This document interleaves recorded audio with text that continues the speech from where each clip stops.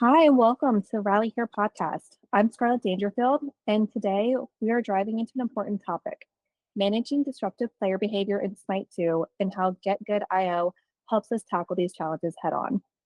Joining me today is Tony Jones, our Director of Player Experience here at Rally Here, and Guy Kroupp, CEO of Getgud IO. He's here to give us some deep insights into how his platform helps us identify and respond to toxic behavior in real time. Tony, Guy, it's great to have you both here. Thank you for having me. Tony, could you set the stage by discussing the broader challenges in managing disruptive player behavior? Yeah, absolutely. It is always very exciting to define your problem space when you're looking at your game. Understanding what type of disruptive behavior you're seeing, what angles you need to look at, whether you're looking at text-based harassment, voice-based harassment, cheating, exploits, AFK. There are so many variables that may impact your game. And that... We're losing you, Tony.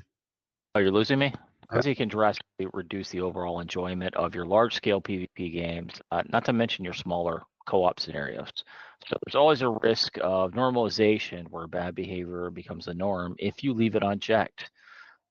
There's a lot of solutions out there for these things. So it really is more looking at observability and what we were able to look at for Smite. In particular, Smite had some interesting challenges with a MOBA because there are various nuances you won't see with other games, like feeding and a lot of AFKing. So those opportunities require a different approach and a different series of solutions. We'll get to Getgud in a second, but I want to spend a couple of minutes and just kind of get your opinions around some of the topics that help define problem space in 2025. Traditionally, back in the old school day, we're just heavy-handed with the bans and suspension. So it was real, it was immediate, quick. How do you think that's migrated over time? Yeah, I think that's a good question. Being binary probably creates a little bit of churn, and you are banning players that otherwise would be part of the community if you would have been able to educate them and you just tell them, hey, we're watching, we know what you're doing, stop this behavior. I think a large percentage of players will actually stop and come back to the non-toxic community if you know how to manage and mitigate this. So being binary might help in some situations, saying you're banned, you're not banned. By that, I mean binary. I think taking staggered steps might educate your community and eventually foster a healthier community. And that's a challenge. How do you take staggered steps? How do you know that people are starting to be toxic and spot them when they're not really toxic, but they're on the way to be really toxic? And how do you stop it? How do you send those messages to them, communicate with them, tell them, hey, we know you're doing this, please stop? I think that will cause a large percentage of players to stop. But the challenge is, how do you do this technically? I don't think you're wrong. I recall there's been a lot of research around this. I know Riot's done a lot, and some of the GDC talks and actual research papers show that in order to be effective, it has to be immediate. It immediately address the behavior, can immediately associate a negative consequence to a negative action, that players are more likely to understand and reform their behavior and conform with what are more acceptable behavior terms. Absolutely. If you're going to punish at what point do you decide what levels of behavior define really, okay, this goes from a warning to a ban, right? What are your thoughts on that? Yeah, that's a good question. Like, what's the boundaries? How do you segment this? We named it toxicity score, right? Think about percentage, 0 to 100. The higher the score, the more toxic the player. The more detections of toxic behaviors we found, a player has an overall toxicity score, and then they have a toxicity score per toxic behavior. And I think that helps mitigate the challenge you just talked about. How do you segment your reactions according to what the player is actually doing? With the toxicity score, Getgud gives you the ability to define any action you want according to the segment of the score. Like, you fence a score between 10 and 20, 20 and 30, so on, all the way to 100. You can stagger your reactions from in-game warning, to email notifications, to a 1 hour restriction, 5 hour restrictions, shadow ban. It's all up to the studio to decide what the action would be. And by the way, that's where Rally here comes in. If Getgud is your observability stack, Rally here is your remediation stack. Rally, he'll take the action. Getgud will tell you what action to take or help you send the data to Rally here. The action is defined whichever action they want to take. Before you had such tools, it would have been hard to define which actions you're taking when. If you don't have that toxicity score, it's hard to define how toxic are your players and which level of toxicity they're in right now. No, I completely agree. It has always been a challenge, and tools like Getgud and other tools are allowing us to act so much faster. I can remember traditionally, you'd be lucky to get something done the same day that an event happens, right? Now we can grab things within hours. Some of these tools are very proactive, like such our text chat moderation that happens in real time. It detects violations in real time and blocks the chat. Let me jump into the next question. You've worked with a couple of different companies. The next thing to think about with your small to mid-tier company is resource allocation. Obviously, you need a little bit of budget, but the initial investment, what does it look like? What type of investment do you need to make from a resource allocation, from an employee allocation? How much time do you need to spend setting up something like Getgud? Right, that's a good question. And we're talking if you're a game studio. Correct. So the first thing you probably want to do is integrate with our SDK. So let's talk a little bit what is Getgud, and we'll talk about the SDK and the resources you need to allocate to do this. Getgud is a SaaS platform. We sit on the cloud, and we're server-side only with no client-side presence at all. We support any platform, all games that players are moving in space, and it doesn't matter if it's 2D space or 3D space. We are connected to the server side of the game. We have an SDK with C++ that is wrapped with different languages and engines, such we have native integration with Unreal and Unity. I think the heavy lifting is to integrate with the SDK. We expose 7 primal actions, right? Those actions expect data that your server already has. Those 7 primal actions are spawn, death, attack, hit, heal, and effect. Maybe I forgot one. But if you're a server of a multiplayer game, those data points you already have. And I think the heavy lifting will probably be integrating with the SDK. It takes about a week. And once you integrate, you're done. All the data that is being sent to Getgud is enough for us to actually model the title, learn the physics of the game, and analyze everything that is going on in-game. I would say that's the heavy lifting, but after that, getting known to the platform, learning how to work with it, how to get the most out of it, will take another couple of days to learn and evolve with it. But we are trying to make this as seamless as possible and quick as possible. And I think the platform is intuitive. And that's what was our goal, right? To make sure it's really intuitive and easy to use. And hopefully it is. The first hurdles are not crazy. I would say after 2 weeks, you can just start working with Getgud and get the benefits out of it.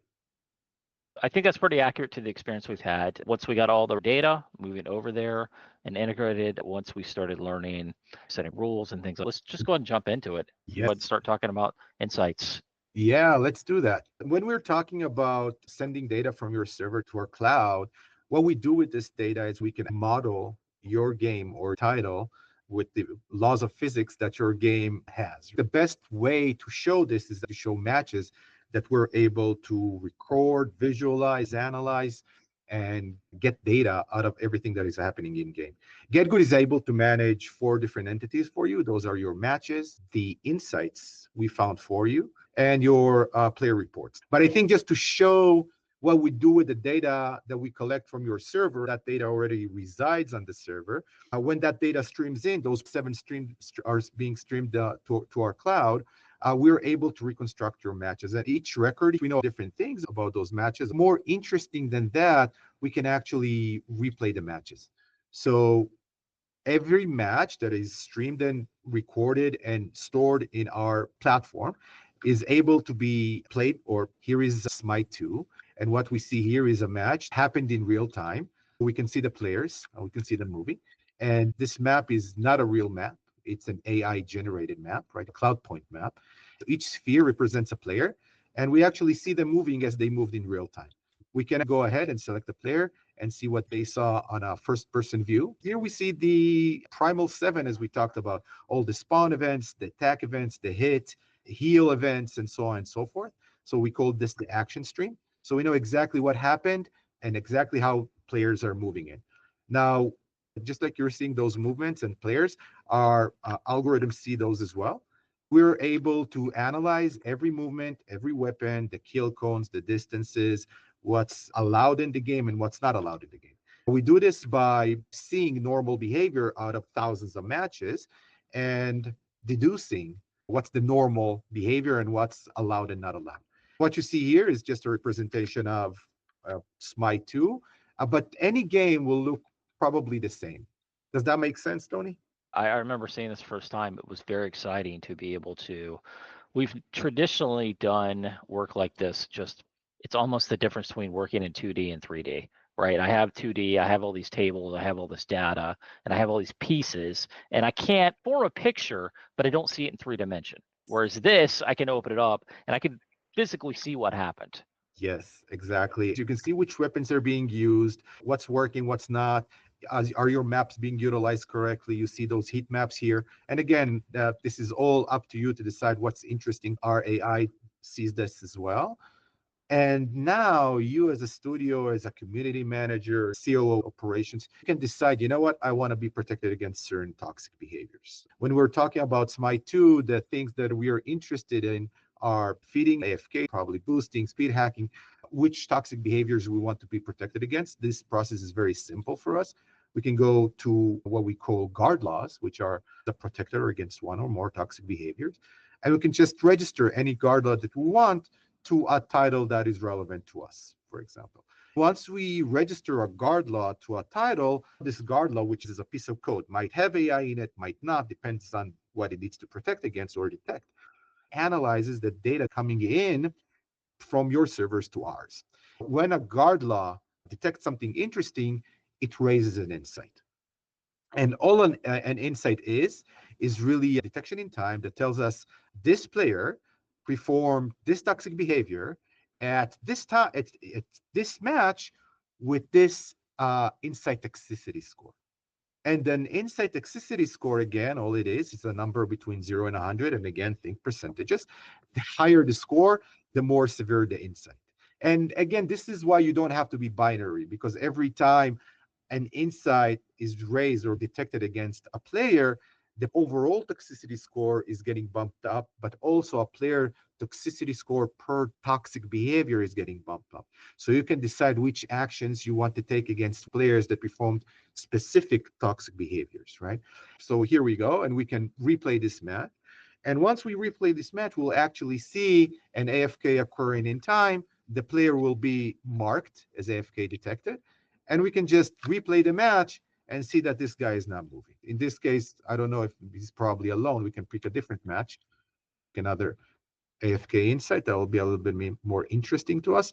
We can see this visually, and we can have evidence. Those matches can be recorded or stored forever as we see fit and as we need. We don't have to open every match manually.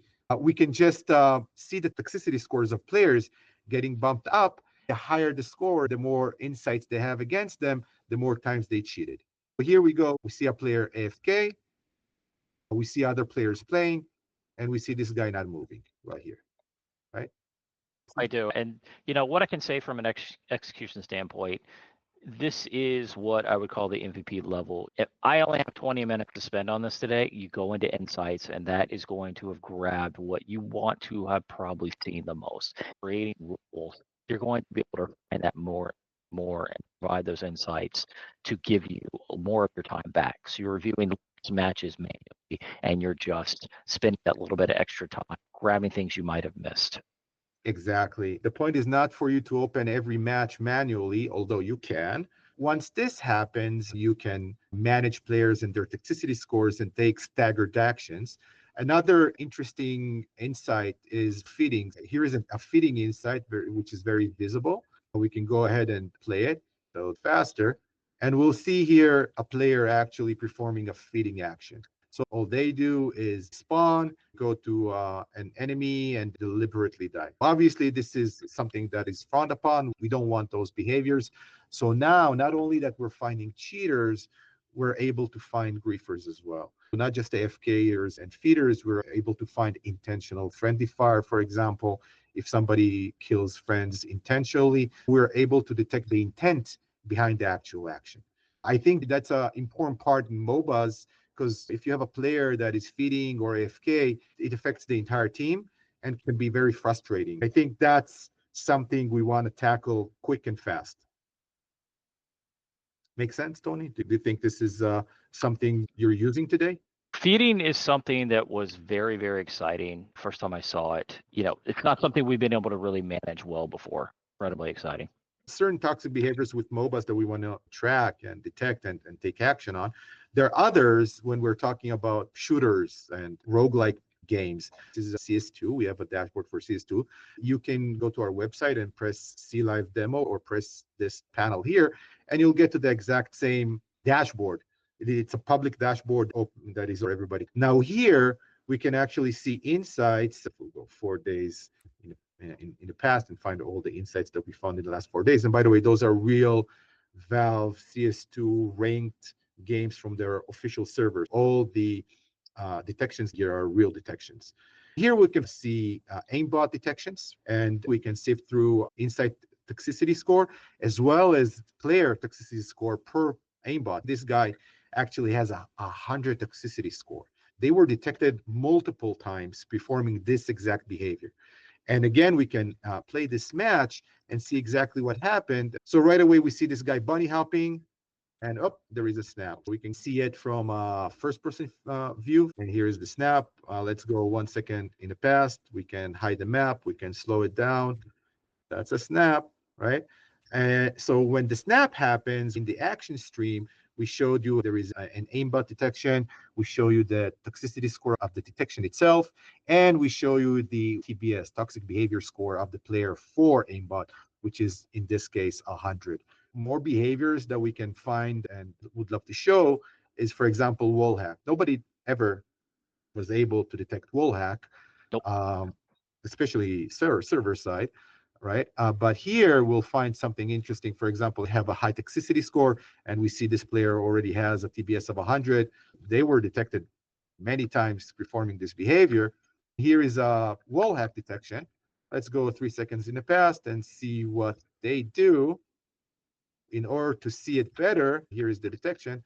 We probably want to see it in first-person view. Let's go ahead. First-person view. Let's enlarge this. And you can see the player tracking his enemy through walls and then shooting them, right? The player should not be able to track the other enemy. And here they're doing it seamlessly. This is just a nice example to show how we detect, one of the ways that we show detections of wall hacks. Does that make sense, Tony? It's great. Traditionally, we've had to do is I don't know a single person that's ever worked on any type of cheating that is not reviewing a Twitch VOD or a YouTube video, which are prone to server latency and lag. You're only seeing what the client sees. This is showing the actual raw data from the match, which is undisputed because there is no latency. This is just what happened. Exactly. So it is so much cleaner and it's so much more reliable than this witchcraft that we used to do. Yeah, he snapped. Exactly. It's just what happens. We're recording what happened on the server, and it doesn't matter how the cheater cheated. We don't care. You used AI cheats, you used whatever devices you want to use. The end result was that you cheated, and that's what's being recorded. So it's mathematically, you're unable to hack this because you will have to hack the servers and all the other players in order to try to change whatever we recorded, right? So another thing that is interesting to show is speed hack. Speed hack is simple to find. We collect thousands of games and deduce what's a normal speed, even if a player moves in different speeds, getting into a car or whatever it is, we're able to understand those speeds. Once a player moves faster than allowed for a duration not allowed in the game, we're able to detect this. Here we see a bunny hopper. This is CS2, but we see a bunny hopper manipulating the physics of the game and moving faster than they should. And by the way, we are able to learn everything you see here after around 24 hours where games are being streamed. If we have more than 1,000 games, 2,000 games, we're able to start showing you stuff. The more games we assimilate or are being streamed to us, the better the models will be, because we will learn the normal behavior in a more tuned manner. Does that make sense, Tony? No, it does. So here we see an example of speed hackers. We are showing those behaviors because I think it's interesting to see how we detect those and what happens on detections. As a studio, you don't have to go one by one, hundreds every day. You'll probably want to utilize your time better investigating the players and not actually seeing what they did after you trust the system that it finds the right stuff. To do this, you can go to the player tab here, and you see all the players playing in your game. You see a player toxicity score that you can take action on. Many other parameters. You can filter this query using dozens or more parameters regarding players, their toxicity scores, hours played, matches played, whatever it is. You can sift players by the matches they played in specific game modes or maps. You can sift players by the insights found against them. For example, we want all the players that had an insight against them, so we can run this query and find those. You have the ability to create endless amounts of codes. In our case, when we want to take action against players, we can stagger this action and say, you know what, let's find all players that had an AFK insight against them, but also their toxic behavior score for AFK is somewhere in the range between 20 and 40. Why? Because the action we want to take is just an in-game warning or an email warning telling them, hey guys, you're AFKing too much. Please stop. We talked about this, right? Taking staggered actions in order not to be binary, just ban or non-ban, because we want to community. And sometimes people, when they see that you know what they're doing and you are able to take action on the behaviors they're doing, they'll just stop. We see players that performed AFKs and the score is between 20 and 40. You can take manual action. You can select the players or a player and double click and take any action that you want. Here's the player where you can copy it somewhere else and take action. But this is manual. And correct me if I'm wrong, Tony, we have dozens and maybe hundreds of such players, and it'll be a drag to do this manually, correct? Absolutely, but I think what you're really showing here is how people can make the best use of their time when doing manual reviews. I like to drill very deeply into this toxicity score with this kill versus death ratio, but only over 20 matches, so I'm not accidentally looking at a new player. You can take this mass cohort of data and just grab a tiny handful of it that you really want, instead of just grabbing a huge pile you have to sift through. And then you go through this to those targeted players you want to take action on, and you can take action on those. Getgud gives you the ability to take automatic action on those. So once you know which action you want to take on which player cohort, you can automate the process. The way you automate the process is with rules. A rule is a mechanism that is able to run whichever query you define, collect this player cohort, and do something with it. And the something is from sending a webhook anywhere to changing player parameters. So in our case, for example, let's say we want to in-game warn those players that performed AFK with specific range of a toxicity score for AFK. So we can decide whatever action we want to take. This is all up to the studio. Once we define what we want to do, all we have to do is select our title, decide how often this rule should run. For example, every hour on the hour. We can decide when it should start running as well. And then all we have to do is connect to our webhook. And that's where Rally Here comes in. Rally Here has the ability to send in-game messages. Once you define a webhook, this rule will run this query, collect this player cohort, and send the player cohort with the player goods to any destination you define. That destination being Rally Here, where when now Rally Here can take action and can send the actual in-game messages, in this game, in-game AFK warnings, to those cohorts. This is true for any action you want to take. Yes, preventing toxicity, such as in-game warning, restrictions, and stuff like that. But also you can create cohorts of churned players or pro players that have a specific skin and don't have a different skin. So it's all up to you which cohorts you want to create and which actions you want to take on those. Does that make sense, Tony? Absolutely does. It's that automation, I think, is what's really important. I think we're losing you a little bit, Tony. Yeah, I think it's a wire thing. I think being able to automate is really what is going to, you may want to start out manually deciding, okay, this is how I'm detecting players I don't want doing things. And that automation is you having comfort with Getgud, grabbing these things for you so you no longer have to do it. Yes, exactly. Once you feel comfortable with the system, you see they're detecting real stuff and toxicity score really mirrors how toxic a player is. You can take automatic action with rules. Once a rule is defined, you can go to manage rules and work all your rules and adjust them as you see fit. So it becomes, instead of you going through hundreds, thousands of records of players, you go through a handful of rules, making sure they're tuned and doing what you want them to do. And this entire process just became automated, right?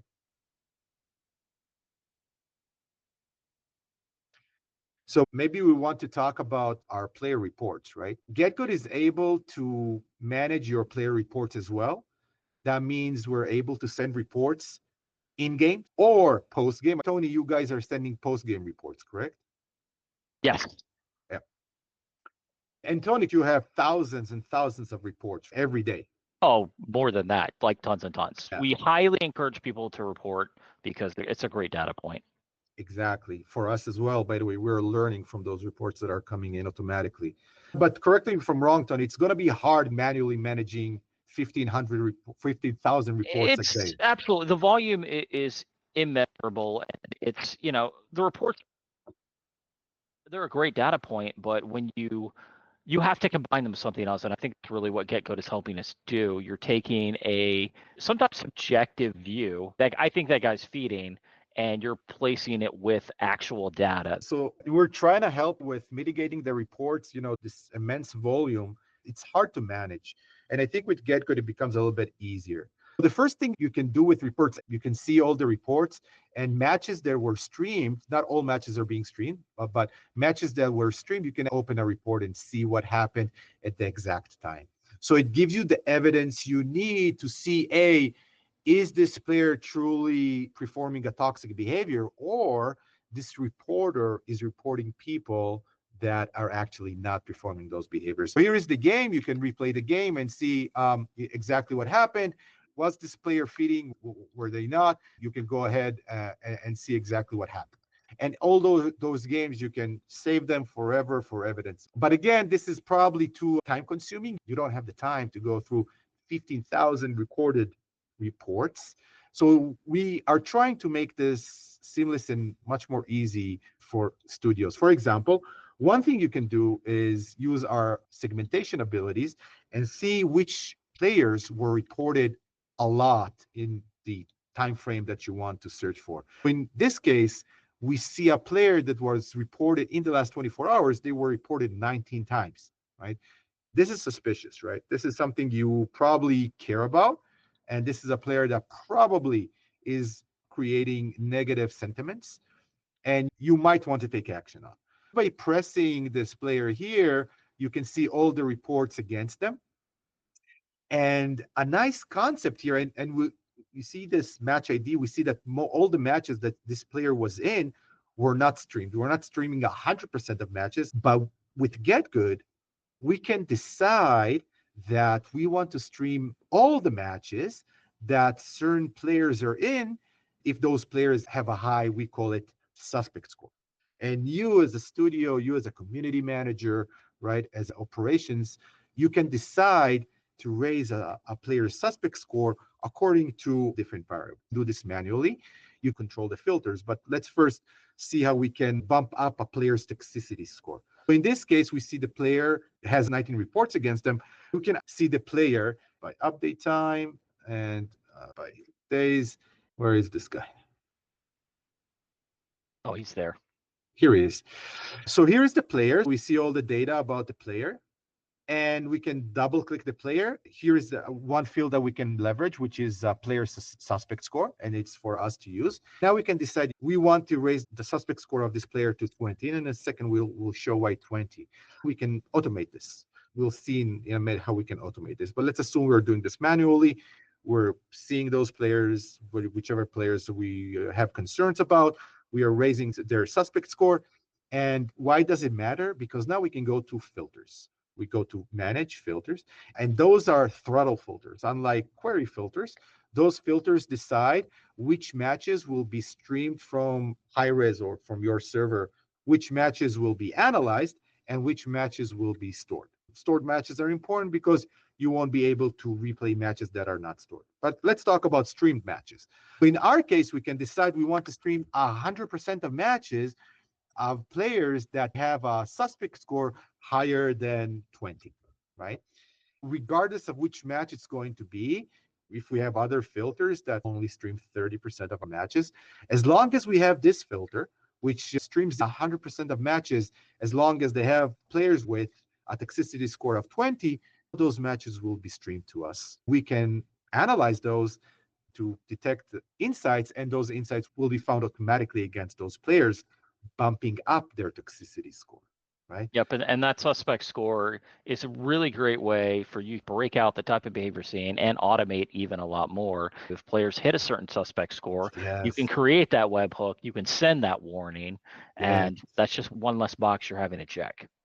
Exactly, Tony. And here, for example, instead of you manually bumping up the suspect score, you can create a rule. Let's create a cohort of players that we want to bump up their toxicity score. All the players that had more than 20 reports, but not only that, because they might have played a lot of games. And that's something Tony helped us with. We didn't realize we needed, but we do. And that's the report ratio. Let's assume they have a report ratio higher than 0.5. For every 2 games they played, they have at least 1 report. With this cohort, we can find players that not only have, we want to make sure that the number of matches they played is high, more than 20 matches, for example, just because we don't want to do this for new players. In the last 24 days, we have 335 players that meet those conditions. And now, again, we can create a rule that we can call it the suspect score. And we can go to a suspect score and say 20, right? And this rule should run every 2 hours. We connect our title to this rule, and we're done. This rule will run this query, collect this cohort, bump. Once the suspect score goes up, because we have that streams all the matches with suspect score higher than whatever, this filter will make sure those matches are coming in. Would you agree a reasonable way to work with reports, and how do we leverage reports in order to stream in data we care about? Reports are just a single data point, but once you incorporate it with that other data, it really does tell a story. It really does let you see a trend of disruptive behavior from various bad actors or players that may have had a bad match or a bad day, and that you can address with appropriate action, if any. Exactly. Once you raise the suspect score, even if people reported them a lot, but their toxicity score is not high enough, you can still stagger your actions and not ban them just because they have 20 reports. Take the needed action as you defined it, bringing them back into the community and not just churning the player. I think another interesting thing, Tony, correct me if I'm wrong, is to see who's reporting the most. We did a segment by reporter name, and see a player that reported 76 times in the last 24 hours. That's another source of noise that creates issues. And maybe those players are just reporting too much, and you want to inform them as well. Correct me if I'm wrong, Tony, but this is something that you want to take action on as well, correct? Historically, over-reporting is a small cohort of people that hit that tier of reporting way too much. It's more about addressing a behavior. We want players to report, but we want them to report honestly. Don't report someone just because you're mad at how they played or you're mad that you lost a match. You want them to report, okay, yes, I observed this behavior. Giving warnings to people like, hey, you're reporting too much. Some don't take it well, but it's still very important to lower that signal to noise ratio. Yeah, for example, this player reported 76 times. That's a lot of reporting in 24 hours. Some reports here are not valid. It creates extra work for the studio. Once we have reporting in place and once we raise toxicity score, take action on players, you can easily create a cohort that says, I want all players with AFK insight against them, but also players that had a report of AFK against them. So reported behavior, AFK, and now you're being double sure that this player is cheating because not only that they had a report against them, Getgud told you they had an insight against them. Now those players probably AFK'd for sure. You can take actions you want regarding their TBS score. For example, if it's anywhere between 60 and 90, I would want to take specific action. For example, restrictions, right? Restrictions, shadow ban, warnings, whatever you want according to the segments you defined, right?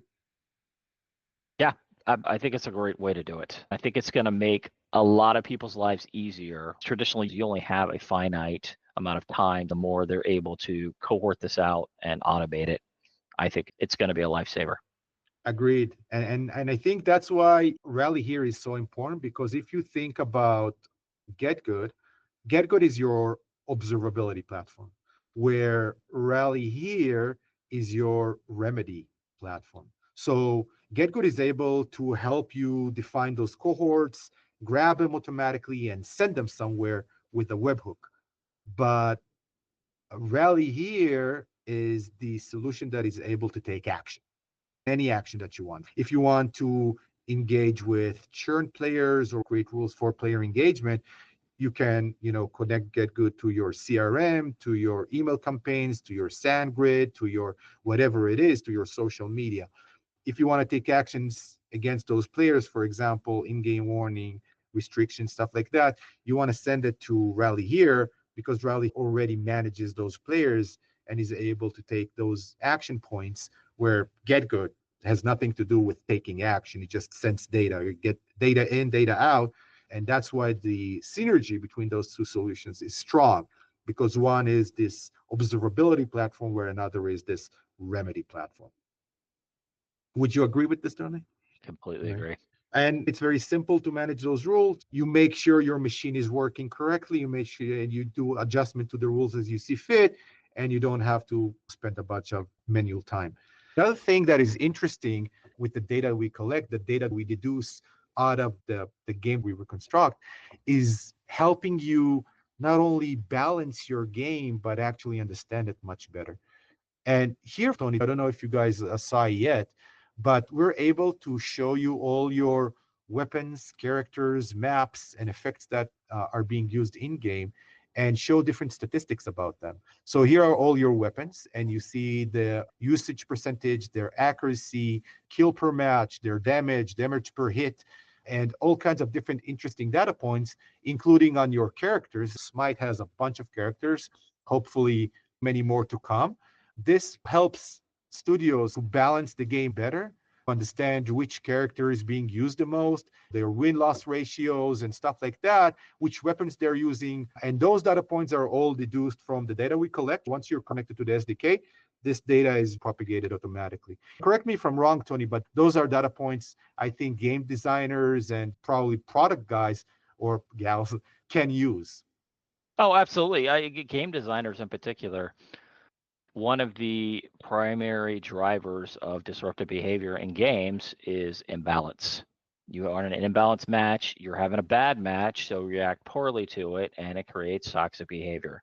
Yes. So having more data available lets you see potential disparity, potential imbalance. Having this available in Getgud gives you a greater view of what you're working with, especially if you don't want to set up an entire analytics backend to start tracking all this data. Maybe you're a small developer. You have a couple of people working on being able to go to one solution, look at some of this data could really help you make informed decisions, mix with player feedback, and make a better game.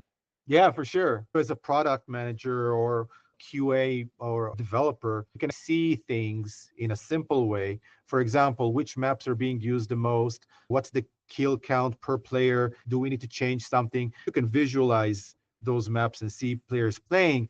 But here you see overall data points that will help you make more informed decisions and balance the game. If a weapon or a character is OP, it's very easy to see this in such a user interface.